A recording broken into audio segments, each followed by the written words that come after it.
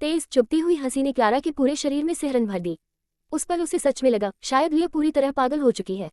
Alberto ने गुस्से में चिल्लाया, बाहर जाओ, जाकर जहां चाहो पागल बनो, लेकिन मेरे बेटे को डराना बंद करो। लिया की हंसी धीरे धीरे थम गई। उसने अपने आंसू पोंछे और उसी के साथ उसके चेहरे की वो डरावनी झलक भी गायब हो गई। अब उसकी आंखों में अजीब सी शांति थी और होठों पर हल्की नर्म मुस्कान।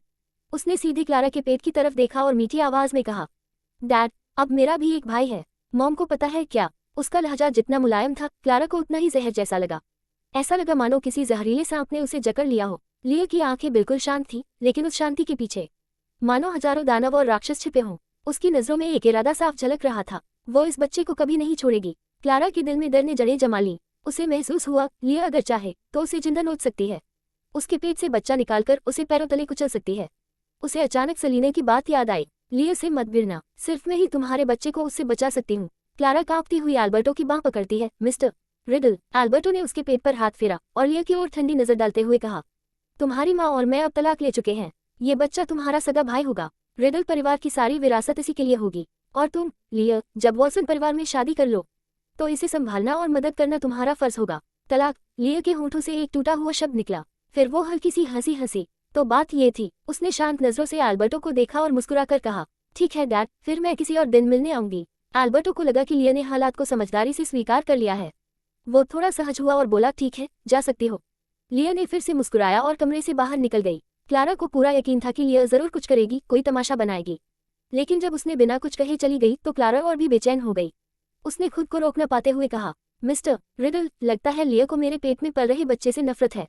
एल्बर्टो ने भौहें सिकोड़ ली। उसने ऐसा कुछ कहा नहीं, तुम ज्यादा सोच रही हो। लेकिन क्लारा का दिल एकदम डूब गया। उसे अचानक समझ आ गया लिया क्या खेल खेल रही है। अगर लिया अभी रोती चिल्लाती तो एल्बर्टो को अपनी बेटी से नफरत हो जाती। इसलिए उसने उल्टा खुद को शांत, समझदार और खुश दिखाया, जैसे उसे अपने भाई से कोई शिकायत ही नहीं, ताकि एल्बर्टो को उस पर शक तक न हो। कुछ ही मिनटों में लिया ने सब कुछ सह लिया, यहाँ तक कि जब एल्बर्टो ने साफ कहा कि रिडल परिवार की सारी विरासत अब इस बच्चे की है, तब भी लिया ने अपना गुस्सा पी लिया। क्लारा ने कांपते हुए सोचा, इतनी चालाकी, इतनी सहन शक्ति, कितनी डरावनी है ये औरत। योजक चिन्ह, योजक चिन्ह, योजक चिन्ह। लिया बिना भाव के कमरे से बाहर निकली, यहाँ तक कि जाते जाते उसने पीछे मुड़कर दरवाजा भी धीरे से बंद किया। वो सीधे एलिवेटर तक पहुंची, नीचे उतरी और गाड़ी में बैठ गई। बैग पास की सीट पर रखा और गाड़ी सीधी पुलिस स्टेशन की ओर मोड़ दी। घटना के बाद ये पहला मौका था जब वो मिसेस रिडल से मिलने जा रही थी। वो शांत होकर कुर्सी पर बैठी रही, इंतजार करती रही। कुछ मिनटों बाद मिसेस रिडल को लाया गया। सिर्फ 2 महीनों में उनका चेहरा बुरी तरह थक चुका था, मानो कई साल एक साथ बूढ़ी हो गई हों। जैसे ही उन्होंने लिया का सूजा हुआ चेहरा और उसकी आंखों में आंसू देखे, वो खुद भी रो पड़ी। लिया, मेरी बेटी। लिया ने पीछे खड़े जेलर की तरफ देखा और हल्की मुस्कान दी। मुझे अपनी माँ से अकेले में कुछ बात करनी है, क्या आप थोड़ी देर बाहर जा सकते हैं? गार्ड ने थोड़ा सोचा, फिर कहा, आधा घंटा है तुम्हारे पास, और बाहर चला गया। अब कमरे में सिर्फ माँ और बेटी थी। मिसेस रिडल रो रही थी, उनकी आंखों में पछतावा, दर्द और माँ की बेबसी झलक रही थी। लिया, किसने तुम्हें मारा? मैंने सुना है तुम प्रेग्नेंट हो, क्या ये सच है? बच्चा कैसा है? लिया ने बिना कोई हाव भाव बदले पूछा। तुम्हें ये किसने बताया? मिसेस रिडल का चेहरा जम गया। वो सिर झुका ली, उनके कभी काले रहे बाल अब आधे सफेद हो चुके थे। मुझे माफ कर दो लिया, ये सब सलीना का किया था। सलीना और वो चुड़ैल क्लारा ने मिलकर मुझे बेवकूफ बनाया। उन्होंने कहा कि तुम प्रेग्नेंट हो और मेरी वजह से वॉल्सन परिवार ने तुम्हें ठुकरा दिया। मैं नहीं चाहती थी ऐसा हो। लिया चुपचाप सुनती रही, फिर अचानक जोर से हंस पड़ी। वो हंसी नहीं थी, एक चीख थी जो दर्द से टूटी थी। उसने अपना बैग उठाया और पूरी ताकत से अपनी माँ पर फेंका। तुम नहीं चाहती थी, तुम नहीं जानती थी, कब तक तुम अपनी बेवकूफ़ी का बहाना बनाओगी? उसकी आवाज़ फट चुकी थी। तुमने सलीना जैसी औरत की बातों पर यकीन किया। वो चाहती है मैं मर जाऊं, फिर भी तुमने उस पेपर पर साइन कर दिए जो उसने दिए। तुम्हारी मूर्खता ने तुम्हारी जिंदगी तो बर्बाद की ही, अब मुझे भी खत्म कर दिया है। मिसेस रिडल रोती रही, डर से कांपती रही। लिया, मुझे माफ कर दो। माफी का क्या फायदा? लिया की आवाज़ गूंज उठी। क्लारा प्रेग्नेंट है और वो बेटा है। तुमने डैड से तलाक ले लिया, अब वो बच्चा नाजायज नहीं बल्कि रिडल परिवार का एकमात्र वैध वारिस है। लिया की आंखें खून सी लाल हो गईं। सलीना है रिडल की लेडी, क्लारा का बेटा है यंग मास्टर, और मैं हमेशा एक नाजायज औलाद रहूंगी। उसने उंगली उठाकर माँ की तरफ इशारा किया। मेरे जन्म से लेकर आज तक तुमने मुझे हमेशा सलीना की परछाई में रखा। वो मर भी गई, फिर भी मैं उससे आज़ाद नहीं हो सकी। अब तुमने मुझे एक भाई भी दे दिया जो मेरी जगह सब कुछ ले जाएगा। लिया की आवाज़ अब टूट रही थी, पर गुस्सा उसमें अब भी उबल रहा था। क्या तुम जानती हो उस आदमी ने मुझसे क्या कहा? उसने कहा रिडल परिवार की सारी विरासत अब उसके अजन्मे बेटे की होगी, और मैं जब वॉल्सन परिवार में शादी कर लूँ तो वापस आकर अपने भाई की मदद करूँ। उसका चेहरा अब पूरी तरह विकृत हो चुका था। लेकिन मैं किस लिए शादी कर रही हूँ मॉम? मैं डोमिनिक के बच्चे की माँ बनने वाली हूँ, लेकिन सेलिना की वजह से रिडल परिवार अब एक खाली खोल बन चुका है। कैपिटल की रिडल शाखा अब वॉल्सन परिवार को निशाना बना रही है। डोमिनिक के पास अब खुद का बेटा है, वो मेरी परवाह कभी नहीं करेगा, और जल्द ही मेरे पास कुछ भी नहीं बचेगा। वो कांपते हुए चिल्लाए, और ये सब तुम्हारी वजह से हुआ है। तुम्हारी बेवकूफ़ी ने मेरी जिंदगी तबाह कर दी। लिया की आखिरी चीख दीवारों से टकराए, मैं तुमसे नफरत करती हूँ। लिया की चीखती हुई आवाज़ सुनकर मिसेस रिडल का दिल जैसे चीर गया हो। उन्होंने अपना सीना थाम लिया, लगभग गिर ही पड़ी और रोते हुए बोली, लिया, मैं बहुत सॉरी हूँ। लिया ने उन्हें घृणा भरी निगाहों से देखा। मिसेस रिडल उस नजरे के नीचे कांप उठी। उन्हें समझ नहीं आ रहा था कि इस वक्त उनके अंदर ज्यादा क्या था, पछतावा या दर्द। उन्होंने जो कुछ भी किया सब लिया के लिए किया था, लेकिन आखिर में वही लिया दुनिया में सबसे ज्यादा उनसे नफरत करने लगी। कुछ देर की चुप्पी के बाद लिया अचानक शांत हो गई। उसने सिर झुका लिया, आंखों में बुझी हुई रोशनी थी, और टूटी हुई आवाज में बोली, मॉम, अगर सच में गिल्ट है तो मेरी एक आखिरी मदद करो। योजक चिन्ह योजक चिन्ह योजक चिन्ह। अगले दिन जब सेलिना ने कॉलेज खत्म किया तो उसने क्रिफिया यूनिवर्सिटी के गेट के बाहर टैलेंट को खड़ा पाया। 2 महीने में वो पूरी तरह बदल चुका था। पहली बार जब वो मिला था वो ठंडे मिजाज का होते हुए भी नर्म और सलीकेदार था। उसकी आंखों में अब भी एक जवान लड़के की चमक थी, लेकिन आज उस पेड़ के नीचे खड़ा टैलेंट बिल्कुल अलग था। उसकी आंखों में जिंदगी नहीं, बस ठंडापन था, जैसे किसी ने उसकी रूह निकाल ली हो। सेलिना कुछ कदम दूर रुक गई। टैलेंट ने उसकी ओर देखा, वही चेहरा, वही आंखें, लेकिन अब उनमें वो मासूमियत नहीं थी। उसकी नजरों में एक दर्द था, जैसे देखना चाहता हो पर न देख सके। काफी देर बाद वो बोला, मुझे तुमसे बस एक रिक्वेस्ट है। सेलिना चुपचाप उसे देखती रही। टैलेंट ने उसकी आंखों में सीधे देखते हुए कहा, उसके हाथ गंदे मत होने देना। सेलिना ने कुछ पल सोचा, फिर धीमे स्वर में बोली, मैं बस इतना वादा कर सकती हूँ कि मेरे ये हाथ किसी अच्छे इंसान के खून से कभी नहीं रंगेंगे। टैलेंट की निगाहें नर्म पड़ी। बस इतना ही काफी है। उसे पता था सेलिना की जिंदगी अब तूफानों में घिरी है। उससे इससे ज्यादा उम्मीद करना मतलब उसे मौत के हवाले करना। सेलिना अब वो मासूम लड़की नहीं रही थी, और टैलेंट नहीं चाहता था कि उसके जिस्म में बसी वो नई रूह उसी रास्ते पर चले जिस पर वो कभी चली थी। वो बस इतना कहकर मुड़ गया और चला गया। कुछ देर बाद लिया आई, माथे पर शिकन लिए। मैडम, क्या वो वॉल्सन फैमिली के लिए आया था? सेलिना ने हल्की सी मुस्कान दी। नहीं, लेया ने हैरानी से पूछा। तो फिर किस लिए आया था? सेलिना ने बालों में उंगलियां फेरी, कार में बैठी और बोली, मुझे याद दिलाने कि मैं फिर से गलत रास्ते पर न चली जाऊं। लेया कुछ और पूछती, उससे पहले सेलिना का फोन बजा। उसने स्क्रीन देखी, क्लारा का नाम चमक रहा था। सेलिना ने कॉल उठाए। हाँ क्लारा। क्लारा की घबराई हुई आवाज आई। लेडी सेलिना, लिया कल दोपहर मुझसे मिलने आई थी। उसे पता चल गया है कि मैं प्रेग्नेंट हूँ। वो कुछ करेगी क्या? सेलिना का लहजा ठंडा और नपेतुले शब्दों में था। वो जरूर कुछ करेगी, इसलिए सुनो, फिलहाल कॉन्वलेसेंट होम से बाहर मत निकलना। अगर बहुत जरूरी हो तो अपने बॉडीगार्ड या केयरटेकर के साथ ही जाना। जब तक तुम मेरी बात मानोगी तुम और तुम्हारा बेटा सेफ रहोगे। क्लारा कुछ कहने ही वाली थी कि सेलिना का स्वर अचानक बर्फ सा ठंडा हो गया। लेकिन अगर तुम अपनी मर्जी से बाहर निकली और कुछ हुआ तो मैं अपनी बात से पीछे नहीं हटूंगी। क्लारा की आवाज कांपी। मैं समझ गई। सेलिना ने कॉल काट दी। पीछे झुकते हुए बोली, लेया, पहले डिनर करो यंग मास्टर के साथ, फिर ओलंपस ग्रुप चलेंगे। लेया मुस्कुराए, यस मैडम। योजक चिन्ह योजक चिन्ह योजक चिन्ह। सेलिना सीधा महल लौटी, ऑस्वाल्डो के साथ लंच किया और उसे मनाकर घर पर आराम करने के लिए छोड़ दिया। फिर हैटी को लेकर ओलंपस ग्रुप पहुंची। ब्रेकिंग ग्राउंड का आखिरी शूट बचा था और हैटी उसकी हीरोइन थी, उसकी मौजूदगी जरूरी थी। शूट के बीच में सेलिना ऑर्फनेज की प्रगति देख रही थी। लेडी नवेयर की मौत के बाद एल्बर्टो ने उनके बनाए सारे ऑर्फनेज बेच दिए थे। 3 महीने पहले सेलिना ने 2 अरब देकर वो जमीन वापस खरीदी थी। लूक की मदद से सब बहुत तेजी से हुआ। अब वो जगह लगभग पूरी बन चुकी थी। तस्वीर में जो नया पिंक व्हाइट ऑर्फनेज था वो पुराने वाले की हूबहू कॉपी लग रहा था। अब बस नाम और बोर्ड लगाना बाकी था। सेलिना उसे देखती रही। नाम रखने में वो हमेशा कमजोर रही थी। वो चाहती थी कि बच्चों को लेडी नवेयर की याद भी रहे और सेलिना की भी, पर अपने नाम को ऊंचा दिखाना उसे कभी पसंद नहीं था। तभी शूट खत्म हुआ और हैटी भाग कर आई। सेलिना को खोया हुआ देखकर वो चुपचाप पास बैठ गई। अपनी दवाइयां निकालकर खा ली। सेलिना ने उसके पीले चेहरे को देखा, बालों पर हाथ फेरा। चलो, थोड़ी देर में सेलिना तुम्हें एस्ट्रेला से मिलवाएगी। हैटी ने सिर झुकाया। Thank you Selina. सेलिना ने उसकी झिझक समझ ली। धीरे से सांस छोड़ी और उसका हाथ थाम लिया। फिर दोनों एलिवेटर से रूफटॉप पर पहुंची। हवा बहुत तेज थी। सेलिना ने सामने दूर देखा। वो दिशा थी कैपिटल की। उसकी आंखों में ठंडी चमक थी, होठों पर हल्की मुस्कान उभरी। उसने हाथ उठाया और बोली, देख रही हो हैटी, वो जगह जहां तुम पैदा हुई थी, और बहुत जल्द वहीं वापस जाओगी। तुम बनोगी वहां की सबसे प्राउड और विलफुल क्वीन, जो ऊपर से राज करेगी, एक सच्ची प्रिंसेस की तरह। हैटी ने हैरान होकर उसे देखा। हवा सेलिना के बालों और ड्रेस को उड़ाती जा रही थी, और वो जैसे हवा के साथ उठ रही हो। उसके हाथ में हैटी का हाथ मजबूती से थमा हुआ था। उसकी आंखें गहरी, शांत और अंधेरी रात जैसी। ऐसा लग रहा था जैसे वो इस पल के पार देख रही हो, कहीं बहुत दूर, बहुत आगे। नीचे सड़कों पर दौड़ती गाड़ियां, भागते लोग। सेलिना सब कुछ देख रही थी, एक ठंडी और राजसी नजर से। उस पल हैटी ने उसे ऐसे देखा जैसे किसी इंसान को नहीं, बल्कि एक तूफान को देख रही हो। इतनी हकदार, इतनी हावी, इतनी खूबसूरत। कि उससे नजरें हटाना नामुमकिन था। हैटी की आंखों में एक खोई सी नजर थी, जैसे अचानक किसी ने उसमें नई जान भर दी हो। उसे एक पल के लिए ऐसा भी लगा जैसे उसके सामने खड़ी वो नाजुक लेकिन घमंडी और ठंडी नजर आने वाली औरत ही असली सलीना हो। हाँ, वही सलीना, वो सलीना जो कभी भी टूटती नहीं थी, कभी पीछे नहीं हटती थी। चाहे कैसी भी मुश्किल या दर्द क्यों ना आ जाए, उसने कभी आंसू नहीं बहाए। अगर कोई उसे तकलीफ देता तो वो दर्द उसी को लौटाती। हैटी ने सीधे सलीना की गहरी आंखों में देखा, उसके चेहरे की उदासी अब गायब थी। वो फिर से चमक रही थी, आत्मविश्वास से भरी हुई। सलीना, मुझे किसी के पैरों तले कुचले जाने की फीलिंग से नफरत है। एक दिन मैं भी बड़ी होकर तुम्हारी तरह स्ट्रांग बनूंगी, उसने कहा। फिर मैं उन सब की रक्षा करूंगी जिन्हें मैं प्यार करती हूँ। सलीना झुककर मुस्कुराए और बच्ची के बालों को हल्के से सहलाया। सुना है, कैपिटल की एलीट सर्कल में सब हैटी को लिटिल विच कहते हैं। हैटी ने झेपते हुए कहा, वो लोग ही गलत थे, मैंने तो बस उन्हें थोड़ा सा सबक सिखाया था।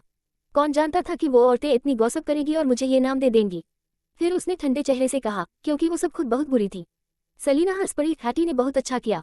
सलीना चाहती है कि हैटी हमेशा उस गर्व को याद रखे जो सिर्फ उसका है। वो झुकी, हैटी के कंधे पर हाथ रखा और उसकी आंखों में देखकर बोली, एक विच को कभी रुकना नहीं चाहिए, उसे वहां तक जाना चाहिए जहां उसके सितारे चमकते हों, और जो भी तुम्हारा अपमान करे उसे तुम्हारे पैरों तले झुकना चाहिए। हैटी की आंखें चमक उठी, उसने सलीना का हाथ कसकर पकड़ा और जोर से सिर हिलाया। योजक चिन्ह, योजक चिन्ह, योजक चिन्ह। कुछ देर बाद ब्रेकिंग ग्राउंड की टीम हैरान थी। जो लड़की कुछ मिनट पहले बिल्कुल बुझी हुई थी, अब वो सलीना के साथ बाहर से लौटकर पहले से कहीं ज्यादा जोश में थी। सलीना एक बेद की कुर्सी पर बैठी हैटी का अभिनय देख रही थी। मिस्टर पदिया बगल में आए, हाथ में थर्मस लिए। क्या जादू किया तुमने उस बच्ची पर, इतनी देर में पूरी बदल गई। सलीना मुस्कुराए, हैटी तो ऐसी ही है।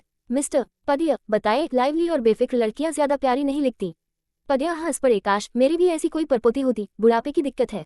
सलीना ने मजाक में कहा, रोनन 2 साल में ग्रेजुएट कर जाएगा, तब आपकी विश पूरी हो जाएगी। पदिया खिलखिला पड़े। तभी लूक लड़खड़ाते हुए बाहर आया। माहौल देखकर मुस्कुराया, लेडी सलीना, क्या आपने अपने फाउंडेशन का नाम तय कर लिया? सलीना का चेहरा तुरंत उतर गया। उसने सिर पकड़कर कहा, कैसा रहेगा अगर हम इसे देयर अ वेलफेयर होम कहें? लूक की आंखें फैल गईं। मिस, ये तो हद हो गई, ऑर्फनेज के बच्चे पहले ही प्यार के भूखे हैं।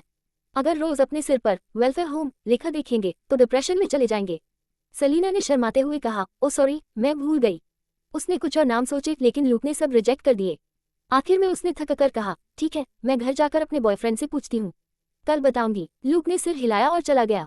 योजक चिन्ह, योजक चिन्ह, योजक चिन्ह। शूट खत्म होने के बाद सलीना हैटी को लेकर हॉस्पिटल पहुंची एस्ट्रेला से मिलने। एस्ट्रेला का चेहरा बुरी तरह घायल था, इसलिए वो कुछ दिनों तक कैमरे पर नहीं आ सकती थी। पर उसके ज्यादातर सीन्स खत्म हो चुके थे, बाकी का काम बाद में किया जा सकता था। जब सलीना और हैटी वार्ड में दाखिल हुई, एस्ट्रेला अभी अभी जागी थी।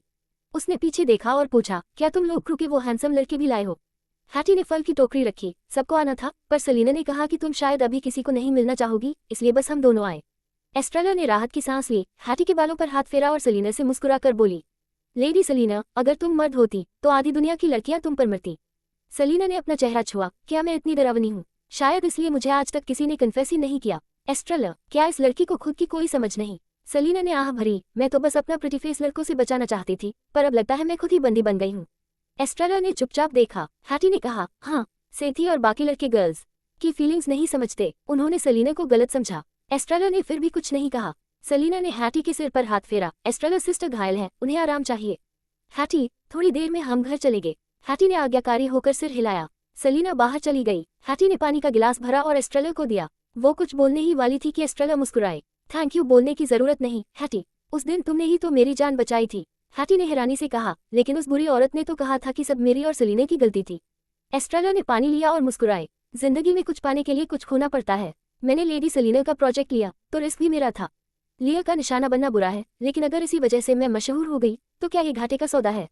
वो धीरे से बोली, और अब जब कैपिटल की रिडल फैमिली ने मेरे एजेंट से कांटेक्ट किया है तो मैं तुम्हारे फैमिली की आर्टिस्ट बनने वाली हूँ। हैटी, तुम्हारे रहते मैं फेमस क्यों नहीं होंगी? हैटी ने सीना ठोंक कर कहा, डोंट वरी एस्ट्रेला सिस्टर, मैं हूं ना, तुम्हें ब्रदर की कंपनी की सबसे बड़ी स्टार बना दूंगी। एस्ट्रेला मुस्कुराई, तो देखो, ये तो ब्लेसिंग इन डिस्गाइज निकला। अब गिल्ट या सॉरी की कोई जरूरत नहीं। योजक चिन्ह, योजक चिन्ह, योजक चिन्ह। सलीना दरवाजे के बाहर खड़ी ये सब सुन रही थी और उसके होंठों पर सुकून भरी मुस्कान थी। वो मोबाइल देखने लगी, फिर बाहर निकलने ही वाली थी कि पीछे से किसी ने पुकारा, सलीना। वो पलटी, सामने डोमिनिक था, चेहरे पर गुस्सा और आंखों में तूफान। सलीना के होंठों पर हल्की ठंडी मुस्कान आई। मिस्टर वॉल्सन, डोमिनिक ने उसे घूरते हुए कहा, क्या तुम सच में चाहती हो कि कैपिटल की रिडल फैमिली हमारे वॉल्सन फैमिली को बर्बाद कर दे? सलीना ने सिर तिरछा किया, मुस्कुराए, हाँ बिल्कुल, रिडल फैमिली को मैंने ही कहा है कि तुम्हारे वॉल्सन फैमिली को मिटा दें। क्यों मिसेस वॉल्सन, बदला लेने आए हो? डोमिनिक, तुम डोमिनिक ने उसे गुस्से और निराशा से भरी निगाहों से देखा। मान लिया कि लियो और मैंने पहले तुम्हारे साथ बहुत गलत किया, लेकिन तुमने बदला भी तो ले लिया। अब तो रिडल फैमिली और वॉल्सन फैमिली दोनों ही मुश्किल में हैं। हम साथ बड़े हुए हैं सेलिना, तुम्हें इतना बेरहम होने की क्या जरूरत है। सेलिना के होंठों पर ठंडी हंसी आई। मिसेस वॉल्सन, बेकार की बातें करने के बजाय तुम्हें वॉल्सन ग्रुप को बचाने का कोई रास्ता सोचना चाहिए, क्योंकि अब तक तो तुम्हें ये बात समझ आ जानी चाहिए। उसने थोड़ी ऊंची की, आंखों में गर्व और तिरस्कार चमक रहा था। अब तुम्हारे पास मेरे किसी भी फैसले को बदलने का हक नहीं है। अगर मैं चाहूं तो बस कुछ शब्दों में वॉल्सन ग्रुप को तबाह कर सकती हूँ। डोमिनिक का चेहरा अचानक सफेद पड़ गया। जो आरोप उसके होंठों पर थे वो वहीं जम गए। सेलिना ने उसकी हालत देखकर हल्का सा हंस दिया। मैंने तुमसे पहले ही कहा था डोमिनिक, तुम मुझे सिर्फ इसलिए चोट पहुंचा सके क्योंकि मैं तुम्हें चाहती थी, लेकिन अब जब वो चाह ही नहीं रही तो तुम मेरे लिए क्या हो। इतना कहकर सेलिना ने दरवाजे की तरफ रुख किया, लेकिन तभी पीछे से डोमिनिक की धीमी भारी आवाज आई, तुम पहले ऐसी नहीं थी। सेलिना का हाथ दरवाजे के हैंडल पर रुक गया। उसने सुना वो आदमी पीछे से लगभग टूटे हुए लहजे में बोल रहा था, पहले तुम तो रास्ते पर दिखने वाले आवारा कुत्ते बिल्लियों तक को चोट नहीं पहुंचाती थी, हर बार उन्हें खाना देती और अगर कोई घायल होता तो उसे घर ले जाकर खुद उसकी देखभाल करती। सेलिना की आंखों में ठंडक उतर आई, लेकिन उसने पलटकर नहीं देखा। आवाज में एक सर्द हल्की हंसी थी। तो बताओ, मुझे ऐसा किसने बना दिया। पीछे सन्नाटा छा गया। सेलिना ने तिरस्कार से हंसते हुए कहा, तुम्हें सिर्फ इतना याद रहा कि मैं उन बेचारों को घर लाती थी, लेकिन तुमने कभी नहीं जाना कि रिडल फैमिली में मेरे लाए हुए एक भी छोटे जानवर हफ्ते से ज्यादा जिंदा नहीं रहे। चाहे मैं उन्हें कितना भी छिपा लूं, कोई ना कोई उन्हें डुबो देता या मार देता था। हर बार मेरा दिल फट जाता था। उसके बाद मैंने कभी कुछ भी घर लाना छोड़ दिया। अब पीछे से आती सांसें भारी और बेकाबू हो चुकी थी। सेलिना हल्के से मुस्कुराए, उस हंसी में अब सिर्फ बर्फ थी।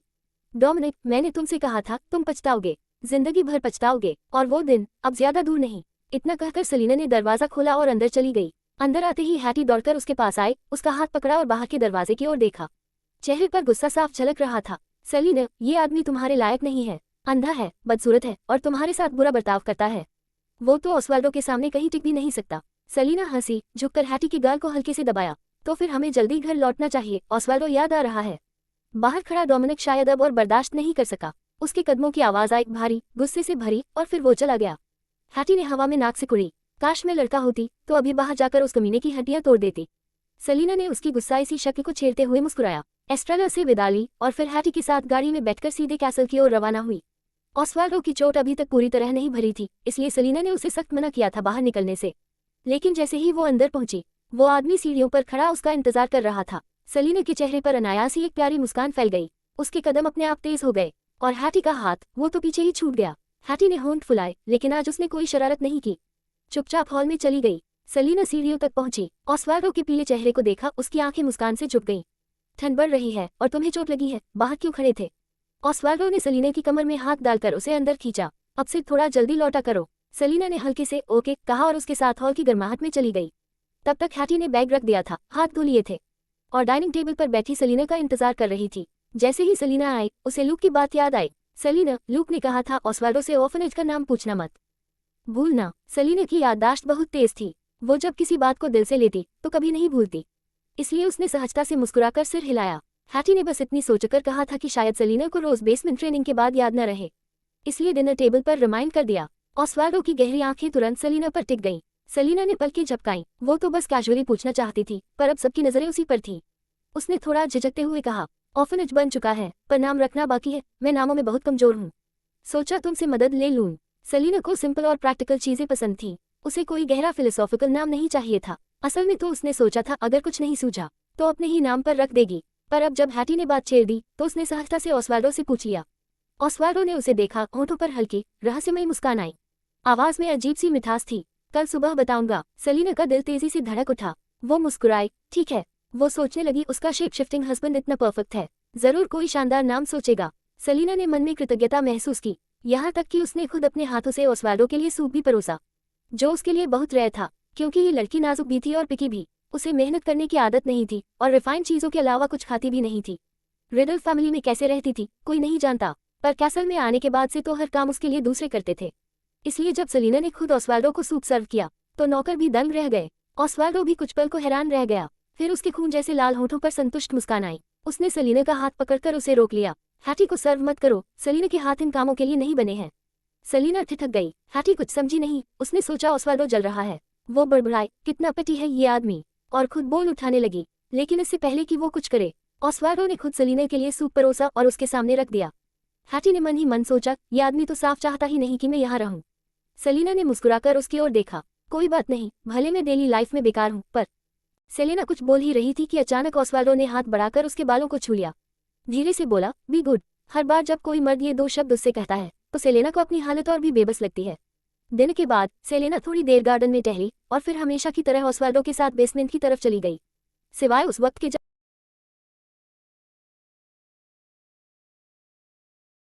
लेकिन बेसमेंट में बहुत सी ऐसी चीजें थी जिनके लिए उसे खुद मेहनत नहीं करनी पड़ती थी। आज रात उसका काम था सेलेना को गाइड करना और फिर उसकी ट्रेनिंग के बाद हमेशा की तरह उसे कमरे तक छोड़ना। जब सेलेना बेसमेंट में ऑस्वाल्डो से गाइडेंस ले रही थी, उसी वक्त सैनिटोरियम में क्लारा बेचैन होकर कमरे से बाहर निकली। एल्बर्टो को उस स्ट्रोक के बाद से तबीयत ठीक नहीं थी, वो स्ट्रोक जो सेलेना की वजह से आया था, इसीलिए वो अब भी यहीं रह रहा था। क्लारा ने उसकी नींद को देखा, फिर धीरे धीरे खिड़की तक गई। उसके हाथ में फोन था और उस पर आया मैसेज वो बार बार देख रही थी। चेहरे पर साफ झलक रही थी बेचैनी और हिचकिचाहट। पहले अगर उसे ऐसा कोई मैसेज मिलता तो वो बिना सोचे तुरंत निकल जाती, लेकिन दिन में सेलेना की चेतावनी अब भी उसके दिमाग में गूंज रही थी। अगर वो यहाँ से बाहर गई तो शायद खतरे में पड़ जाएगी। हालांकि सेलेना ने उसे कैद नहीं किया था, वो चाहती तो बाहर जा सकती थी, बस किसी नर्स को साथ ले जाना पड़ता। और क्लारा जानती थी कि वो दोनों नर्सें कितनी ताकतवर हैं, उनके रहते लिए उसका या उसके बच्चे का कुछ नहीं बिगाड़ सकती थी। लेकिन ये बात सेलेना को पता नहीं चलनी चाहिए। वो कमरे में बार बार चक्कर लगाने लगी, बेचैनी से पैर हिलाते हुए सोचती रही और फिर आखिर उसने फैसला कर लिया, जो भी हो जाए इस बार रिस्क लेना ही पड़ेगा। लिया चाहे जितनी चालाक हो, वो सिर्फ औरतों की कमजोरियों से खेलना जानती है। क्लारा को यकीन था वो कोई गैरकानूनी काम नहीं करेगी। और फिर क्लारा के मन में सेलेना के लिए वो पुरानी जलन फिर उभर आई। वो उससे जलती थी, उससे नफरत करती थी, क्योंकि सेलेना ने उसे कभी मिसेस रिडल बनने का मौका नहीं दिया। लेकिन सेलेना की पोजीशन इतनी ऊंची थी कि क्लारा जानती थी उसे गिराना नामुमकिन है। तो अब उसके पास एक ही रास्ता था, अपनी सुरक्षा के लिए खुद कुछ बड़ा करना। फैसला करते ही उसने जल्दी से कपड़े बदले, टोपी और मास्क पहना और तब तक इंतजार किया जब तक वो दोनों केयरटेकर अपने कमरों में लौट नहीं गए। फिर वो धीरे धीरे कमरे से बाहर निकली। उसे डर था कहीं आवाज से कोई जाग न जाए, इसलिए उसने लिफ्ट तक नहीं ली, नंगे पैर सीढ़ियों से नीचे उतरी।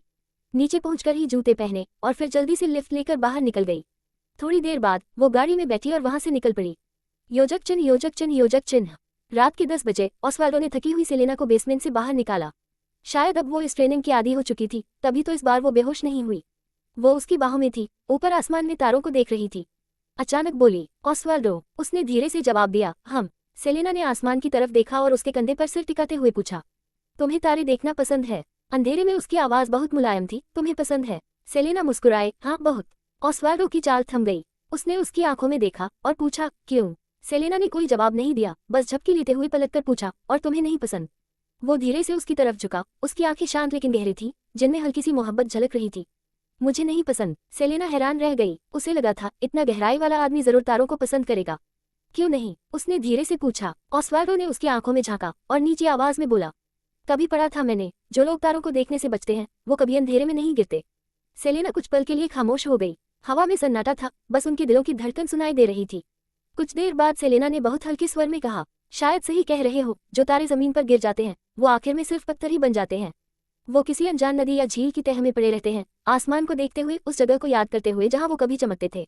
जब वो ऊपर देखते हैं तो उन्हें आसमान के तारे तो नजर आते हैं, लेकिन आसमान के तारे उन्हें कभी नहीं देख पाते। ऑस्वाल्डो की आंखों में हल्का अंधेरा उतर आया। धीरे से बोला, ऐसा नहीं है। सेलेना ने नजर उठाए, उसकी काली आंखों में उस वक्त भी हल्की सी चमक थी, जैसे खुद कोई तारा हो। ऑस्वाल्डो ने उसकी आंखों में गहराई से देखा और धीरे से कहा, तारे हमेशा तारे ही रहते हैं, उनका कोई मुकाबला नहीं। अगर कोई उन्हें वापस आसमान तक पहुंचा सके तो वो फिर से सबसे खूबसूरत, सबसे चमकदार बन जाते हैं। सेलेना कुछ पल तक उसे देखती रही, फिर मुस्कुरा दी, धीरे से आगे झुकी और उसके चेहरे को छूते हुए बोली, तुम सही कहते हो, और एक दिन वो वापस लौटेगा भी। ऑस्वाल्डो उसकी तरफ देखता रहा, फिर हल्के से हंसा और उसे गोद में उठाकर कमरे की तरफ चल पड़ा। अंधेरे में दोनों की परछाइयां एक दूसरे में घुल गईं, जैसे रात खुद उन्हें अपनी गर्माहट में समेट रही हो। योजक चिन्ह, योजक चिन्ह, योजक चिन्ह। दूसरी तरफ क्लारा एक अनजान सी जगह पहुंची, नए बने विला एरिया में। गाड़ी पार्क की और अंदर चली गई। वहां के सारे विला नए थे, जैसे अभी अभी तैयार हुए हों। क्लारा ने चाबी निकाली, सेंसर पर लगाई और सीधे अंदर चली गई। सेलेना ने उसे पहले ही चेताया था कि लिया के खत्म होने से पहले ज्यादा दिखावा मत करना, लेकिन पैसे की चमक के आगे क्लारा खुद को रोक नहीं पाई। उसे लगा जब तक वो चुपचाप रहेगी किसी को पता नहीं चलेगा। वो कहने को तो सादा रहना चाहती थी, पर उसने अपने सैलरी और लोन से एक छोटा विला ले ही लिया था। वो जल्दी जल्दी कदम बढ़ाती हुई अपने विला के दरवाजे तक पहुंची, चाबी लगाई और अंदर गई। जैसे ही स्विच ऑन किया, लाइट नहीं जली। वो ठिठक गई। पहले तो सोचा शायद वायरिंग की दिक्कत है, किसी को फोन करने ही वाली थी, पर तभी उसे याद आया कि वो यहाँ क्यों आए हैं। उसने फोन रख दिया, धीरे धीरे ऊपर की तरफ बढ़ी, मोबाइल की फ्लैशलाइट ऑन करते हुए। जैसे ही उसने मुड़कर देखा, सामने अंधेरे में कोई खड़ा था। वो सोचने लगी कि शायद वही है जिससे वो मिलने आई थी। चेहरे पर थोड़ी राहत आए, वो बोली, तुम यहाँ। बस इतना ही कहा था कि वो परछाई अचानक उसकी तरफ झपटी और उसने देखा वो हाथ सीधे उसकी ओर उठ रहा था। क्लारा डर के मारे जड़ हो गई। अगले ही पल वो काली परछाई बिजली की तरह उसके सामने आ पहुंची और उसके हल्के से उभरे हुए पेट पर जोर से वार किया। उसके बाद उसने उसे बेरहमी से सीढ़ियों से नीचे धक्का दे दिया। क्लारा का सिर घूम गया, उसे कुछ समझने या संभलने का वक्त तक नहीं मिला। वो सिर के बल नीचे गिर पड़ी। वो शख्स जैसे ये पक्का कर लेना चाहता था कि उसका बच्चा जिंदा न बचे, पागलों की तरह उसके पेट पर लाते बरसाने लगा। उसकी आवाज कर्कश थी, लेकिन उसमें एक बीमार सी तसल्ली थी। कमीनी, तूने मेरी बेटी को सताया, अब तू भी मर जा, मर जा। आह! उस औरत की दर्द भरी चीख ने रात की खामोशी को चीर दिया। योजक चिन्ह, योजक चिन्ह, योजक चिन्ह। अगली सुबह जब सेलेना की आंख खुली तो उसने अपने ड्रेसिंग टेबल पर एक गिफ्ट बॉक्स देखा। बॉक्स बेहद खूबसूरत था, साफ नजर आ रहा था कि किसी ने खास तौर पर बनवाया है। वो हल्का सा मुस्कुराए और उसका ढक्कन खोला। तुरंत ही एक ताज़ा हल्की खुशबू कमरे में फैल गई। अंदर सफेद मखमल पर एक 100 मिलियन का चेक रखा था और उसके बगल में एक हल्का नीला कार्ड। उस कार्ड पर सिर्फ 2 शब्द लिखे थे, काले पेन से, बेहद खूबसूरत लिखावट में, सिंसियरली। सेलेना ने कार्ड को उठाया, काफी देर तक उन 2 शब्दों को देखती रही, फिर मुस्कुराई। वो अच्छे मूड में उठी, तैयार हुई और नीचे चली गई। गिफ्ट बॉक्स को अपने साथ लेकर टेबल पर हैटी पहले से बैठी थी, जैसे उसे सेलेना का इंतजार हो। सेलेना ने चारों तरफ देखा, लेकिन जिसे ढूंढ रही थी वो नहीं था। उसने पूछा, ऑस्वाल्डो कहाँ है? हैटी बोली, ऑस्वाल्डो बाहर गया है, लेकिन उसने कहा है कि तुम परेशान मत होना, वो कोई खतरनाक काम नहीं करेगा और जल्दी लौट आएगा। सेलेना ने हल्का सा माथा सिकुड़ते हुए कुर्सी पर बैठ गई। हैटी की नजर उस गिफ्ट बॉक्स पर गई। उसने जिज्ञासा से पूछा, सेलिना, ये क्या है? सेलेना मुस्कुराए, ऑस्वाल्डो ने ये गिफ्ट दिया है वेलफेयर होम के लिए। हैटी ने पलकें झपकाई, फिर याद आया, नया बिजनेस या स्टोर खुलने पर गिफ्ट या फूल भेजना आम बात थी, तो शायद वेलफेयर होम भी एक नई शुरुआत थी। वो मन ही मन सोचने लगी कि बैंक से एक वीआईपी कार्ड बनवाकर सेलेना को देगी। ब्रेकफास्ट के बाद ले ने पहले हैटी को ओलिम्पस ग्रुप छोड़ा और फिर सेलेना को स्कूल ले जाने लगी। गाड़ी में बैठते ही लेया का चेहरा गंभीर हो गया। वो बोली, मैडम, वेलफेयर होम से खबर आई है, क्लारा का मिसकैरेज हो गया। सेलेना फोन चेक कर रही थी, उसकी उंगलियां थम गईं, आवाज ठंडी पड़ गई। क्या हुआ था? लेया ने भौहें चढ़ाई। वो औरत पागल हो गई थी कल रात। उसने अपने केयरटेकर को निकाल दिया और अकेली बाहर निकल गई। उसे रिडल फैमिली की बूढ़ी औरत ने सीढ़ियों से धक्का दे दिया। अगर सिक्योरिटी गार्ड वक्त पर न आता तो शायद वो मर ही जाती। सेलेना की आंखों में ठंडक उतर आई। चलो देखते हैं। लेया ने गाड़ी मोड़ी और सेलेना को अस्पताल पहुंचाया। रास्ते में ही सब बातें साफ हो गईं। लिया ने कल सुबह मिसेस रिडल से झगड़ा किया था। बहस इतनी बड़ी कि बुजुर्ग औरत को ब्लड प्रेशर बढ़ गया और उन्हें अस्पताल भेजना पड़ा। रात में जब ड्यूटी बदल रही थी, मिसेस रिडल चोरी से क्लारा के नए खरीदे विला में घुस गई और जब क्लारा लौटी उसे सीढ़ियों से धक्का दे दिया। अब मिसेस रिडल को दोबारा गिरफ्तार कर लिया गया था और क्लारा का बच्चा अब नहीं रहा। सेलेना गाड़ी से उतरी, ऊंची हील्स पहने, चेहरा ठंडा और सख्त। सीढ़ियों के पास उसने लियो को खड़ा देखा। उसके चेहरे पर जीत का अजीब सा भाव था, जैसे किसी ट्रॉफी का इंतजार कर रही हो। सेलेना को देखते ही लियो ने बीमार सी मुस्कान दी। सेलेना, मैंने जीत लिया। सेलेना ने ठंडी हंसी के साथ पूछा, क्या जीता तुमने? लियो की मुस्कान धीरे धीरे जमी रह गई। सेलेना की आवाज अब बर्फ जैसी थी। तुमने अपने ही भाई को मरवाया, अपनी माँ को ऐसी सजा दिलाई कि शायद वो जिंदा रहकर जेल से कभी बाहर न आए। तुम्हारा बाप तुमसे नफरत करता है, तुम्हें मार देना चाहता है। तो बताओ लिया, तुम्हारे पास बचा क्या है? किस चीज पर इतना गर्व है कि यहाँ आकर मुझे दिखा रही हो? लिया का चेहरा एकदम पीला पड़ गया। उसके होंठ कांप रहे थे, लेकिन फिर भी हंसी जबरदस्ती खींच लाई। मैंने रिडल फैमिली के सारे शेयर्स जीत लिए, अब सब कुछ मेरा होगा। न तुम, न वो छोटा कमीना बच्चा जो पैदा होने से पहले ही मर गया। कोई मुझसे ये छीन नहीं सकता। सेलेना ने हल्की हंसी के साथ कहा, ठीक है, देखते हैं। इतना कहकर वो मुड़ी और आगे बढ़ गई। लिया उसकी पीठ को घूरती रही। उसके चेहरे पर का संतोष धीरे धीरे मिट गया और अचानक वो चीख उठी, सेलेना, ये सब तेरी वजह से हुआ। वो बच्चा मरा, क्लारा मरी, माँ और बाप बर्बाद हुए। सब तेरी गलती है। सेलेना ने पलटकर भी नहीं देखा। लिया जैसी औरतें अपने फायदे के लिए किसी की भी बलि चढ़ा देती हैं। जब सेलेना का साया नजरों से गायब हुआ, लिया वहीं खड़ी रही। फिर अचानक उसका चेहरा ढह गया और वो जोर जोर से रोने लगी। उसे समझ आ चुका था, सेलेना ने जो कहा उसका मतलब क्या था। सेलेना का मकसद वही था, वो कसम जो उसने कभी ली थी। वो लिया को बिल्कुल अकेला छोड़ना चाहती थी, बिना किसी सहारे, बिना किसी अपने के, ऐसी हालत में जहां उसके पास वापस जाने की कोई जगह न हो। शुरू से ही सेलेना धीरे धीरे उससे सब कुछ छीन रही थी, लेकिन लिया ने आंसू पोंछे, चेहरा उठाया और खुद को फिर संभाला। वो अब भी एक अमीर घर की बेटी थी, अब भी सबसे सुंदर कपड़े पहन सकती थी, मेकअप कर सकती थी, सबसे आलीशान घर में रह सकती थी और उन आम लोगों को नीचे झुकते देख सकती थी। अगर ये सब है तो बाकी सबकी परवाह किसे? बिना माँ बाप के भी उसके पास अब डोमिनिक है और उसका बच्चा। वो जल्द ही अपना नया घर बसाएगी, तो अगर इसके लिए उसे मिसेस रिडल की कुर्बानी देनी पड़ी तो वो इसके लायक थी। लिया ने अपने पेट पर हाथ रखा, चेहरे पर एक हल्की अजीब सी मुस्कान आई और वो धीरे धीरे सीढ़ियां उतरने लगी। योजक चिन्ह, योजक चिन्ह, योजक चिन्ह। लेया ने सेलेना को क्लारा के वार्ड में पहुंचाया। क्लारा होश में थी, चेहरा सफेद, नजरें खोई हुई। जैसे ही उसने कदमों की आहट सुनी, उसने सिर घुमाया, सेलेना को देखा। पहले तो चौंकी, फिर पागलपन में उठकर चीखी, तुमने कहा था तुम मेरे और मेरे बच्चे की रक्षा करोगी, फिर मेरा बच्चा क्यों मर गया? मैं खुद क्यों मरने से बची? लेया का चेहरा गुस्से से भर गया। वो आगे बढ़कर क्लारा को रोकने लगी, लेकिन क्लारा जैसे होश खो बैठी थी। उसने लेया पर वार कर दिया। लेया ने खुद को संभाला, आखिर वो आम इंसान थी, ज्यादा कुछ नहीं कर सकती थी। क्लारा सेलेना तक नहीं पहुंच सकी, लेकिन जैसे ही उसने सेलेना के हाथ में वो गिफ्ट बॉक्स देखा, उसके भीतर दबा हुआ जलन और गुस्सा एक साथ फट पड़ा। वो पूरी ताकत से सेलेना की तरफ झपटी। सेलेना ने भौहें सिकुड़ी, पीछे हटने की कोशिश की, पर देर हो चुकी थी। गिफ्ट बॉक्स जमीन पर गिर गया, अंदर रखा चेक और कार्ड बाहर आ गिरे। सेलेना की आंखों में ठंडी चमक उतर आई। क्लारा ने जैसे ही एक कदम आगे बढ़ाया, सेलेना ने उसका हाथ पकड़ लिया। उसकी आंखों में सीधे देखते हुए ठंडे स्वर में बोली, अब खुद बताओ क्लारा, जब मैंने तुम्हें साफ चेतावनी दी थी कि अकेले बाहर मत निकलना, तो तुम आधी रात को चोरी छिपे बाहर क्यों गई? क्लारा वहीं ठिठक गई, उसके सारे हाव भाव जैसे जम गए हों। वो सेलेना को घूरती रही, शायद उस मासूम चेहरे पर जरा सी दया, जरा सा पछतावा ढूंढने की कोशिश में, लेकिन उसे कुछ नहीं मिला। सेलेना की आंखों में कोई गर्माहट नहीं थी, बस एक सर्द खामोशी जो दिल तक चुप जाए। क्लारा का दिल जैसे धीरे धीरे ठंडा पड़ गया। उसने डरते हुए नजरें झुका ली, और तभी उसकी नजर जमीन पर गिरे उस तोहफे पर पड़ी। वो बहुत खूबसूरत था, साफ दिख रहा था कि किसी खास के लिए बनाया गया है। क्लारा की निगाहें उस गिफ्ट बॉक्स पर अटक गईं, जैसे वो किसी अदृश्य जादू से बंधी हो। उसे अचानक जैसे किसी की कोमल उंगलियां दिखीं, जो बहुत ध्यान से उस तोहफे को पैक कर रही हों। कितना अपनापन था उसमें, कितनी नरमी। उसकी नजर नीचे खिसकी, वहां 100 मिलियन का चेक था और एक हल्के नीले रंग का कार्ड, जिसके किनारों तक में एक अजीब सी मोहब्बत महसूस हो रही थी। होल हार्टेड, किसका दिल उसमें समाया था? किसके लिए इतनी मोहब्बत उड़ी थी? क्लारा के अंदर से जैसे सारी ताकत निकल गई। वो वहीं जमीन पर गिर गई, उन चीजों को देखती रही, आंखों में बस टूटी हुई उम्मीदें और गहरी निराशा। लेया ने उसे गुस्से से देखा, फिर जल्दी से झुककर सेलेना का गिफ्ट उठाने लगी। वो गिफ्ट जिसे सेलेना इतनी संभाल कर लाई थी, जिसे वो कार में भी छोड़ नहीं पाती थी। सेलेना ने गहरी सांस ली और ठंडे चेहरे के साथ क्लारा का हाथ छोड़ दिया। क्लारा ने उस पर एक मर्द के दिल से की गई नर्म सी कबूलियत देखी थी, और उसकी रूह कांप उठी थी। ईर्ष्या करने की हिम्मत भी नहीं बची थी उसमें। काफी देर की चुप्पी के बाद वो मुस्कुराई, ऊपर देखा और धीमे स्वर में बोली, लेडी सेलेना, तुम्हारे पास दिल ही नहीं है। सेलेना एक पल को रुक गई, आंखें सिकुड़ते हुए बोली, मेरे पास दिल नहीं है। क्लारा हंसी, एक कड़वी हंसी। जो कुछ भी तुम क्रीफिया के लिए करती हो, उसमें जरा सा भी दिल नहीं होता। न तुम्हें लालच है, न चाहत, न नफरत, किसी के लिए दुख या प्यार भी नहीं। अगर ये बेदिल होना नहीं है, तो फिर क्या है? उसने उंगली से गिरे हुए चेक की ओर इशारा किया। देखो, ये चेक, इतनी बड़ी रकम, जो मैं अपनी पूरी जिंदगी में नहीं कमा सकती। और तुम्हारा बॉयफ्रेंड, वो तो बस ऐसे ही दे गया, सिर्फ तुम्हें खुश करने के लिए। और वो कार्ड, इतनी नरमी, इतनी मोहब्बत लिए तो जिंदगी भर में भी नहीं पा सकती।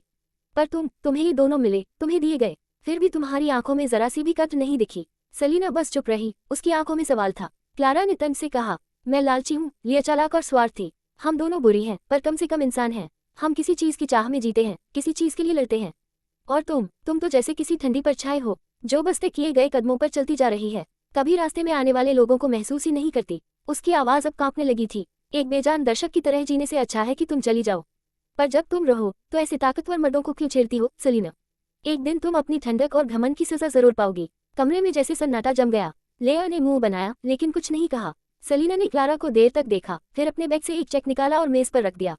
अब तुम्हें जो चाहिए था, वो मिल गया। अब तुम आजाद हो। वो मुड़ी और कमरे से बाहर निकल गई। लेया ने जाते जाते क्लारा को गुस्से से घूरा। जो भी कह लो, सेलेना का गिफ्ट तोड़ना गलत था। सेलेना के पीछे पीछे वो भी बाहर चली गई। क्लारा ने कांपते हाथों से वो नया चेक उठाया। जिस चीज के लिए वो रात दिन तरसी थी, वो अब उसके हाथ में थी। लेकिन अब उसमें कोई खुशी नहीं थी, क्योंकि अब उसे महसूस हुआ कि जिस बच्चे को उसने खो दिया, उसके आगे ये सब बस खोखला था। योजक चिन्ह, योजक चिन्ह, योजक चिन्ह। बाहर निकलकर लेया ने सेलेना की ओर देखा। मैडम, उस औरत की बातों को दिल पर मत लो, वो पागल है। सेलेना ने मुस्कुराकर कहा, मैंने कुछ भी दिल पर नहीं लिया। वो सही थी, वो यहाँ की असली सेलेना नहीं थी। तो किसी के शब्द से चोट कैसे पहुंचा सकते थे? वो तो बस यहाँ एक काम पूरा करने आई थी, और फिर हमेशा के लिए चली जाने के लिए। लेया ने पूछा, मैडम, आप क्या सोच रही हैं? सेलेना ठिठकी, बालों पर हाथ फेरा और धीरे से बोली, कुछ नहीं। ले, एल्बर्टो पर नजर रखना, वक्त आने पर मुझे बता देना। लेया हैरान हुई, फिर धीरे से बोली, ओके मैडम। सेलेना बस हल्का सा मुस्कुराए, शायद आखिरी बार किसी के लिए सच्ची। योजक चिन्ह, योजक चिन्ह, योजक चिन्ह। दूसरी तरफ लिया सैनिटोरियम पहुंची। आज उसका चेहरा कल से बिल्कुल अलग था, सुंदर, सजला, मेकअप से भरा हुआ। वो सीधे टॉप फ्लोर पर गई और एल्बर्टो के कमरे का दरवाजा खोला। जैसे ही अंदर कदम रखा, एक चाय का कप लगभग उसके चेहरे से टकरा गया। लिया झट से पीछे हटी, टूटी हुई प्याली को जमीन पर देखते हुए ठंडी हंसी हंसी। एल्बर्टो गुस्से में चिल्लाया, निकलो यहाँ से, अभी के अभी निकलो। लिया ने जवाब में अपना बैग खोला, एक शेयर ट्रांसफर एग्रीमेंट निकाली और मेज पर फेंक दी। इसे साइन करो और मैं चली जाऊंगी। एल्बर्टो ने वो कागज उठाकर जमीन पर पटक दिया। तुमने मेरे बेटे को मरवा दिया, तुम पत्थर दिल औरत। उसने गुस्से में हाथ उठाया और लिया के गाल पर जोर से थप्पड़ मारा। लिया नहीं हटी, उसका चेहरा लाल हो गया, लेकिन मुस्कान कायम रही। डैड, आपने मुझे मारा, लेकिन फिर भी आपको इस डॉक्यूमेंट पर साइन करना पड़ेगा। एल्बर्टो का चेहरा तमतमा उठा। वो फिर हाथ उठाने ही वाला था जब लिया ने धीमी आवाज में कहा, डैड, मैं कहती हूँ बेहतर होगा आप साइन कर दें। अगर आप नहीं चाहते कि सबको पता चले आप और लेडी नवेयर के बीच क्या रिश्ता था। तुम्हारी लेडी नवेयर से हुई शादी झूठी है। तुमने शादी का सर्टिफिकेट फर्जी बनाया और लेडी नवेयर की प्रॉपर्टी गैरकानूनी तरीके से हड़प ली। सेलिना तो तुम्हारी बेटी भी नहीं है। अब तुरंत इस डॉक्यूमेंट पर साइन करो, इन गंदे सच के साथ। एल्बर्टो का चेहरा जैसे पत्थर बन गया। उनकी धुंधली आंखें अचानक पूरी तरह फैल गईं।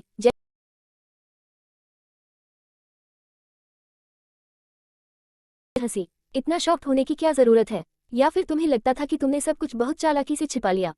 डैड, मैं तुम्हें नीचा नहीं दिखा रही, लेकिन सोचो, लेडी नवे कौन थी और तुम क्या थे? उसने तुम्हें क्यों चुना? और उसकी चालों को देखते हुए क्या सच में उसे तुम्हारे अफेयर के बारे में पता नहीं था? वो झुककर एल्बर्टो के गुस्से से तने चेहरे पर हल्की सी थपकी देती है।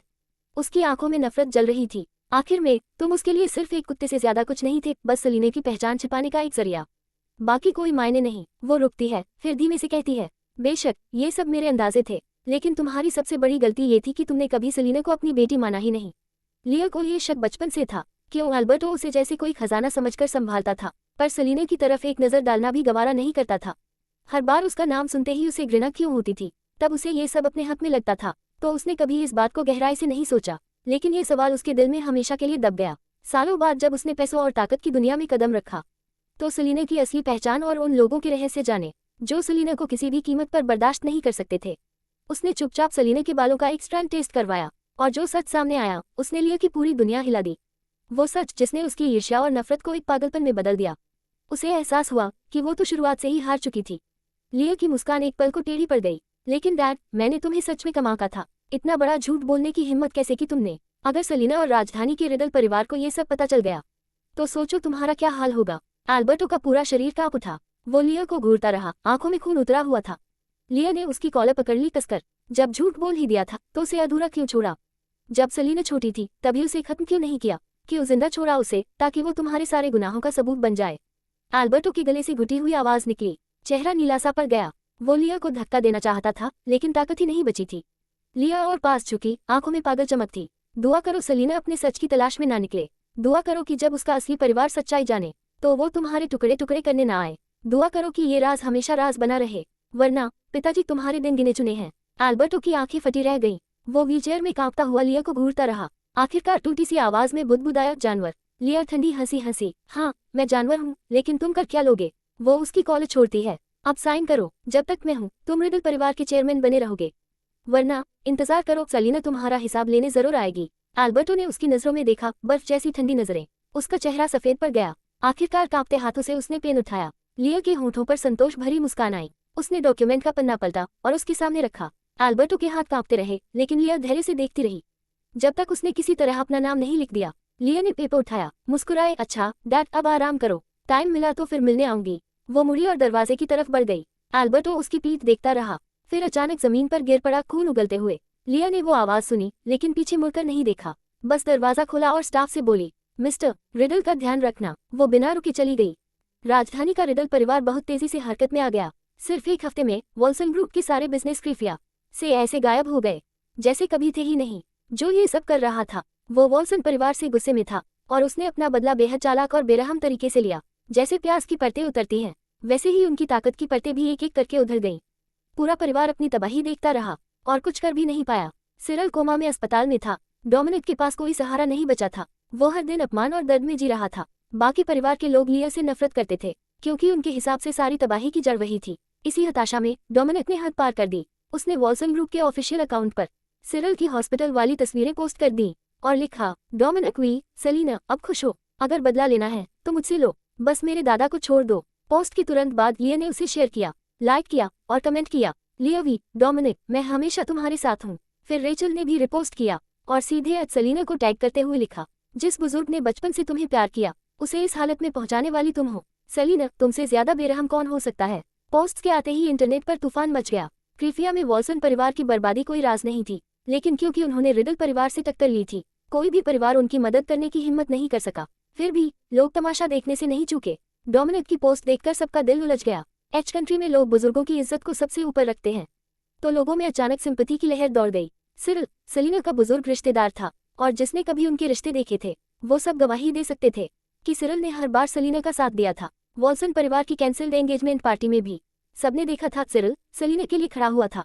इसलिए जब लोगों ने उसे ऑक्सीजन मास्क के साथ हॉस्पिटल बेड पर लेटा देखा तो यहाँ तक कि सेलिना के कुछ फैंस भी चुप रह गए।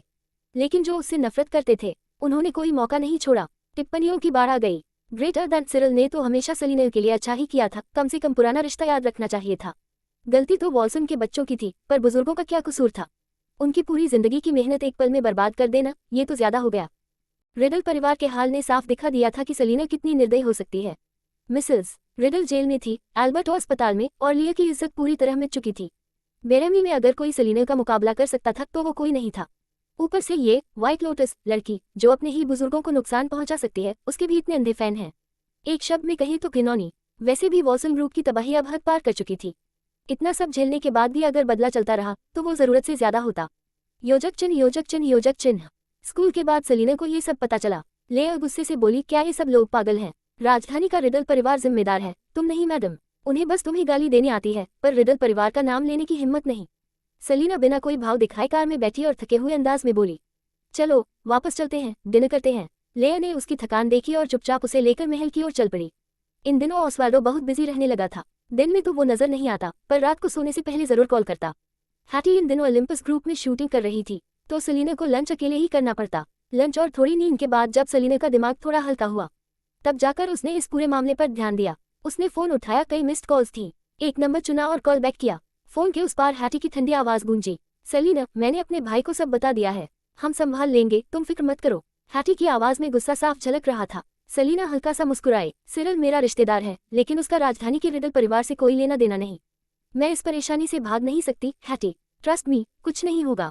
हैटी ने कहा, पर सेलिना ने नरमी से टोका, इट्स ओके, तुम शूटिंग पर ध्यान दो, कल मैं भी तुम्हारे साथ शूट करने आऊंगी। ये सुनकर हैटी का मूड तुरंत अच्छा हो गया। उसने मुस्कुराते हुए फोन रख दिया। सेलिना ऑस्वाल्डो को अपनी सेफ्टी की वीडियो भेजने ही वाली थी कि तभी उसके फोन पर एक अनजान नंबर की कॉल आई। उसने स्क्रीन पर नजर डाली, टेबल पर अपनी पतली उंगलियां हल्के से थपथपाईं और आलस भरे अंदाज में कॉल उठा ली। फोन की दूसरी तरफ से एक मुलायम और सम्मान भरी आवाज आई, सॉरी लेडी सेलिना, मैं वॉल्सन परिवार का केस संभाल रहा हूँ। सोचा नहीं था कि आपको इतनी परेशानी होगी। फिक्र मत कीजिए, हम जल्द ही इन अफवाहों को खत्म कर देंगे। सेलिना ने हल्की मुस्कान दी और बेपरवाही से पूछा, कैसे खत्म करोगे? क्या वॉल्सन परिवार का मुंह बंद कर दोगे या फिर मेरे खिलाफ बोलने वालों को गायब कर दोगे? वो व्यक्ति कुछ पल के लिए चुप हो गया। वो सच में ऐसा ही करने की सोच रहे थे, पर सेलिना की बात सुनकर उन्हें पहली बार लगा, शायद ये रास्ता सही नहीं है। अफवाहें इंटरनेट से मिटाई जा सकती हैं, लेकिन लोगों के दिमाग से नहीं। सेलिना की इज्जत पर दाग फिर भी रह जाएगा। वो झिझकते हुए बोले, लेडी सेलिना, तो आप कहना चाहती हैं कि? सेलिना ने चाय की एक चुस्की ली और शांत स्वर में कहा, जो तुम्हें करना है करो, लेकिन मेरी बात मैं खुद संभाल लूंगी। राजधानी के रिडल परिवार ने वॉल्सन परिवार को सिर्फ इसलिए निशाना बनाया था क्योंकि लिया ने हैटी को चोट पहुंचाई थी। उसका मामला अलग था, सेलिना को उसमें उन्हें शामिल करने की जरूरत नहीं थी। दूसरी तरफ वाला शख्स सब समझ चुका था। थोड़ी देर चुप रहा, फिर बोला, यंग मास्टर ने कहा है लेडी सेलिना जब चाहे मुझसे संपर्क कर सकती हैं। सेलिना की आवाज ठंडी और दूर थी, जरूरत नहीं, इतना कहकर उसने फोन काट दिया। फिर ऑस्वाल्डो को वीडियो भेजी, लेकिन वहां से कॉल कट गया। वो एक पल के लिए रुक गई, तभी स्क्रीन पर एक मैसेज उभरा, टुनाइट। सेलिना ने फोन साइड में रखा और उसकी आंखों में गहरी सोच उतर आई। ऑस्वाल्डो बहुत बिजी था इन दिनों। उसके साथ रहते हुए सेलिना ने उसे कभी इतना व्यस्त नहीं देखा था, या शायद वो पहले भी ऐसा ही था, बस सेलिना ने ध्यान नहीं दिया था। पर अब उसे कुछ अजीब बेचैनी हो रही थी। वो कुछ पल चुप रही, फिर अपने कॉन्टैक्ट स्क्रॉल किए और एक ऐसा नंबर डायल किया जो बहुत कम इस्तेमाल होता था। कुछ देर बाद उधर से पैट्रिक की साफ और शांत आवाज आए, क्या हुआ? वो हमेशा सेलिना की हर हरकत पर नजर रखता था। उसे पता था कि वॉल्सन परिवार का ये हंगामा सेलिना के लिए कोई खतरा नहीं था, इसलिए सेलिना का खुद कॉल करना उसके लिए थोड़ा हैरान करने वाला था। सेलिना ने धीरे से पूछा, राजधानी में हालात कैसे हैं? पैट्रिक हंसा, सब नॉर्मल है, कुछ खास नहीं हुआ। सेलिना का चेहरा सिकुड़ गया। तो क्या वो ज्यादा सोच रही थी? पैट्रिक ने शायद उसके मन की बात समझ ली। क्या तुम अपने बॉयफ्रेंड को ढूंढ रही हो? सेलिना कुछ सेकंड चुप रही, फिर बोली, मैं बस जानना चाहती हूँ वो कहाँ है। पैट्रिक की आवाज वैसी ही रही, वो राजधानी नहीं गया, और एंडरसन परिवार का टर्नर परिवार पर बड़ा एहसान है। तुम्हारे रिश्ते को देखते हुए वो चाहे कुछ भी करे, टर्नर परिवार को नुकसान नहीं पहुंचाएगा। सेलिना ने उसकी बात पर सोचा और धीरे धीरे उसकी बेचैनी कम हुई। उसने पूछा, और तुम कैसे हो? पैट्रिक हल्का हंसा, तुम्हारा वो दोस्त बहुत काम का निकला। उसने मुझे दवाओं का एक बॉक्स दिया और फिर गायब हो गया। कहता है जल्दी लौट आएगा। सेलिना की नजरों में हल्की उदासी आई। ब्लैक क्रो से उसे कई दिनों से कोई खबर नहीं मिली थी। शायद वो सच में किसी बंद जगह पर रिसर्च में लगा था। उसका आखिरी मैसेज याद आते ही सेलिना के दिल में एक डर सा उठा, पर वो कुछ कर नहीं सकती थी। बस शांत आवाज में बोली, ब्लैक क्रो इस फील्ड का बेस्ट है। अगर उसने कहा है कि वो तुम्हारी मदद करेगा तो वो जरूर करेगा। डोंट वरी, सब ठीक होगा। पैट्रिक उसकी नर्म आवाज सुनकर मुस्कुराया, मुझे तुम पर भरोसा है। फोन रखने के बाद सेलिना कुछ देर गार्डन में बैठी रही, फिर अपना फोन उठाया और इंटरनेट खोला। कई दिनों से उसने वेबो नहीं देखा था और अब वहाँ की हलचल उसे अजीब लग रही थी। वो अफवाहों को इग्नोर करती रही और अपने अकाउंट तक पहुंची, जहां लोग अब भी 2 हफ्ते पुराने पोस्ट के नीचे उसे ऑनलाइन आने के लिए पुकार रहे थे। सेलिना हल्का मुस्कुराई, सोचा ब्रेकिंग ग्राउंड की शूटिंग खत्म होते ही वो कुछ सच्चा पोस्ट करेगी और फिर ये अकाउंट हमेशा के लिए बंद कर देगी। वो ऐसे ही स्क्रॉल कर रही थी कि उसे वॉल्सन ग्रुप का ऑफिशियल पोस्ट दिखा। डोमिनिक का वो बयान। कई दिनों से सेलिना ने वॉल्सन परिवार की परवाह नहीं की थी, क्योंकि जब राजधानी के रिडल परिवार मैदान में उतर गए हों तो वॉल्सन का अंत ही था। डोमिनिक के इल्जाम देख सेलिना के होंठों पर हल्की मुस्कान आई और उसने वहां नीचे जाकर खुलकर रिप्लाई किया, सेलिना वी मिसेस वॉल्सन, जब तक तुम मदद मांगना नहीं सीखती तब तक चुप रहना ही बेहतर है। सिरिल के पास अभी भी कुछ ताकत बची है, लेकिन अगर उसका पोता ही दिमाग लगाना नहीं सीखे तो फिर किसी और को दोष नहीं दिया जा सकता। मैसेज भेजने के बाद सेलिना ने एक बार भी पीछे मुड़कर नहीं देखा। उसने फोन ऑफ किया और सीधा स्कूल चली गई। योजक चिन्ह योजक चिन्ह योजक चिन्ह। हॉस्पिटल में डोमिनिक को एक खास नोटिफिकेशन टोन सुनाई दी। उसने फोन निकाला, स्क्रीन पर सेलिना का मैसेज चमक रहा था। उसके हाथ कस गए, चेहरा पल भर में सफेद पड़ गया। कुछ देर तक उसने खुद को शांत किया, फिर वार्ड में दाखिल होकर बोला, ग्रैंडपा, सेलिना ने आपको देखने से मना कर दिया। सिरिल का चेहरा सूखे पेड़ जैसा कठोर था, पर उसकी आंखों में अब भी एक खतरनाक चमक थी। तुम खुद उससे मिलने गए थे? उसने क्या कहा? सिरिल की ठंडी नजरों के नीचे डोमिनिक की रीढ़ में सिहरन दौड़ गई। उसकी निगाहों में वो तेज था, ऐसा कि जब तक सेलिना सामने न आए वो चैन नहीं लेने वाला। डोमिनिक के चेहरे पर गुस्सा और बेबसी झलक रही थी। उसने दांत पीसते हुए कहा, मैं ढूंढने गया था पर वो नहीं मिली, बस वेबो पर एक मैसेज छोड़ा। सेलिना से रिश्ता टूटने के बाद डोमिनिक का उससे संपर्क का हर जरिया खत्म हो गया था।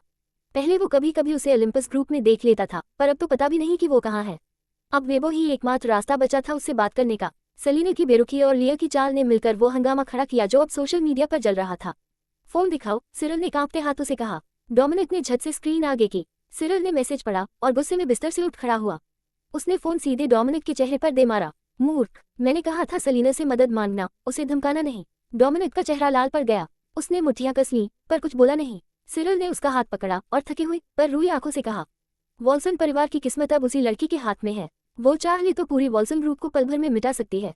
ऐसे में भी तुम उसे धमकी देते हो? डोमिनिक, इतना भी नहीं समझते। डोमिनिक की आंखें गुस्से से लाल हो उठी। वो सब जानता था, पर उसे झुकना पसंद नहीं था। सिरिल ने उसे देखते हुए ठंडी हंसी हंसी, फिर दरवाजे की ओर इशारा किया। जाओ, सेलिना से माफी मांगो। अगर आज वो यहाँ नहीं आए तो तुम चारों को इस घर से बाहर निकाल दूंगा। ग्रैंडपा, डोमिनिक ने अविश्वास से देखा। सिरिल की आवाज बर्फ जैसी ठंडी थी। तुम वॉल्सन परिवार के उभार का पुल बन सकते थे, लेकिन तुमने सब बर्बाद कर दिया। अब अपनी मूर्खता का बोझ पूरे परिवार पर डालना चाहते हो। डोमिनिक के चेहरे पर जैसे किसी ने हथौड़ा मारा हो। उसने अपने बूढ़े दादा को देखा और बिखरते हुए वॉल्सन परिवार की याद आई। आंखों में आंसू तैर उठे, दांत भींचकर बोला, ठीक है ग्रैंडपा, मैं सेलिना से माफी मांगूंगा। योजक चिन्ह योजक चिन्ह योजक चिन्ह। शाम को हल्की बारिश शुरू हो गई थी। डोमिनिक अपनी कार में बैठा था, स्टीयरिंग को मजबूती से पकड़े हुए। उसकी नजरें क्रीफिया यूनिवर्सिटी के गेट पर टिक गई थी। 4 घंटे बीत चुके थे। पहले धैर्य, फिर गुस्सा और अब बस खालीपन। उसे नहीं पता था कि सेलिना आज कॉलेज आई भी या नहीं, पर यही एक जगह थी जहां वो उसे पा सकता था।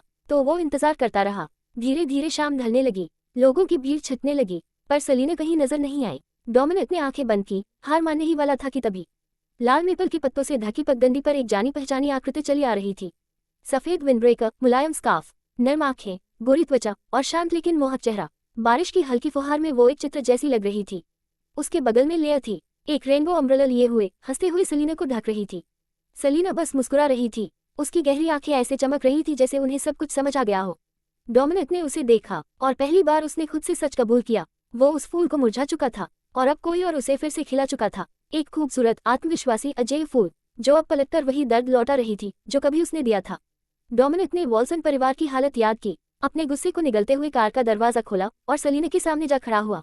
सेलिना के चेहरे की मुस्कान मिट गई, लेयर की नजरों में चेतावनी चमक उठी। डोमिनिक बोला, सेलिना, ग्रैंडपा बीमार हैं, वो तुम्हें देखना चाहते हैं, अभी मेरे साथ चलो। सेलिना की आंखें ठंडी पड़ गईं। वो चुपचाप उसके पास से गुजरी और लेयर से बोली, बटलर को कॉल करो, यंग मास्टर आज रात लौट रहे हैं, हम चीज हॉटपॉट बनाएंगे। डोमिनिक की आंखें गुस्से से लाल हो गईं। सेलिना, चाहे मैं कितना भी बुरा हूँ, पर ग्रैंडपा तुम्हारे बुजुर्ग हैं, उन्होंने तुम्हें हमेशा प्यार किया है। वो बीमार हैं और तुम्हें बुला रहे हैं, क्या तुम्हारा दिल पत्थर का है? उसकी चीख ने सबका ध्यान खींच लिया। पास खड़े क्रिफिया यूनिवर्सिटी के छात्र रुक गए। सेलिना रुकी, मुड़ी और ठंडी मुस्कान दी। अगर तुम मेरे सामने घुटनों पर बैठकर माफी मांगो तो मैं सोचूंगी। डोमिनिक का चेहरा तमतमा गया। तुम सपने देख रही हो? सेलिना बिना पीछे देखे आगे बढ़ गई। डोमिनिक ने चिल्लाते हुए कहा, सेलिना, तुम्हारे पास दिल नहीं है क्या? लिया और मैंने तुम्हें चोट पहुंचाई थी, लेकिन तुमने बदला ले लिया। अब और क्या चाहती हो? क्या तुम्हें हमें मरते देखना है? गेट पर खड़े छात्र हैरानी से दोनों को देख रहे थे। सेलिना कार में बैठने ही वाली थी कि अचानक एक लड़की आगे आई। लेडी सेलिना, आप बस उसे सच्चाई क्यों नहीं बता देती? वरना लोग इसे गलत तरह से दिखाएंगे और आपको ही दोष देंगे। आखिरकार सेलिना की दोपहर के पोस्ट ने इंटरनेट पर तूफान मचा दिया था। क्रिफिया यूनिवर्सिटी की लड़कियां जानती थीं, सेलिना वैसी नहीं है जैसी लोग कह रहे हैं। उसके पीछे जरूर कोई गहरी वजह है। बारिश की आवाज और कैमरा धीरे धीरे सेलिना के चेहरे पर जूम करता है। उसकी आंखें शांत हैं, पर उनमें एक ठंडी चमक है, जैसे अब वक्त है असली जवाब देने का।